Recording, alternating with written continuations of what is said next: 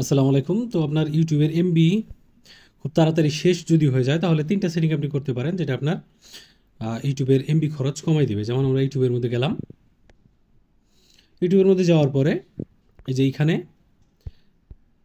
এইখানে যে প্রোফাইল পিকচারটা দেখতে পাচ্ছেন, প্রোফাইল পিকচারের মধ্যে আমরা ক্লিক করব। ঠিক আছে? প্রোফাইল পিকচারের মধ্যে ক্লিক করার পরে আমরা এইখান থেকে আমাদের যে সেটিংসটা আছে, এখানে সেটিংসের মধ্যে চলে যাব।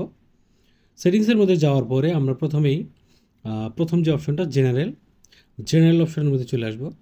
জেনারেল অপশনের মধ্যে চলে আসার পরে এইখানে প্লে ব্যাক ইন ফিডস এই অপশনটা, তো এইখানে আপনার যদি অন থাকে, অলওয়েজ অন, মানে আপনি যখন ইউটিউব ওপেন করতেছেন তখন ইউটিউবের ভিডিও একাই চলতেছে, এই কারণে আপনার এমবি তাড়াতাড়ি শেষ হচ্ছে। তো এটাকে অফ করে রাখতে হবে। আমরা এখানে অফ করে দিলাম এটাকে। তো আমাদের প্রথম সেটিং হয়ে গেল। এখন আমরা ব্যাক করে চলে আসব। এখন আমরা ব্যাক করে চলে আসলাম। ব্যাক করে চলে আসার পরে আমরা এখন একটু নিচের দিকে যাব। নিচের দিকে আসার পরে এখানে ভিডিও কোয়ালিটি অ্যান্ড প্রিফারেন্সেস, প্রথম যে অপশনটা, তো ভিডিও কোয়ালিটি অ্যান্ড প্রিফারেন্সেস এখানে দেখেন অটো রিকমেন্ডেড দেওয়া আছে। আপনার যদি এখানে অটো রিকমেন্ডেড অথবা হায়ার পিকচার কোয়ালিটি দেওয়া থাকে, আপনি কী করবেন, ডাটা সেভার মোডটা অন করে দিবেন। তাহলে আপনার অটোমেটিক ডাটা সেভ হয়ে যাবে। ঠিক আছে? আপনার এমবি অত বেশি খরচ হবে না। এটা গেল আমাদের 2 নম্বর সেটিং। এখন আমরা 3 নম্বর যে সেটিংটা করবো সেটা হচ্ছে, নিচে আসেন ডাটা সেভিং।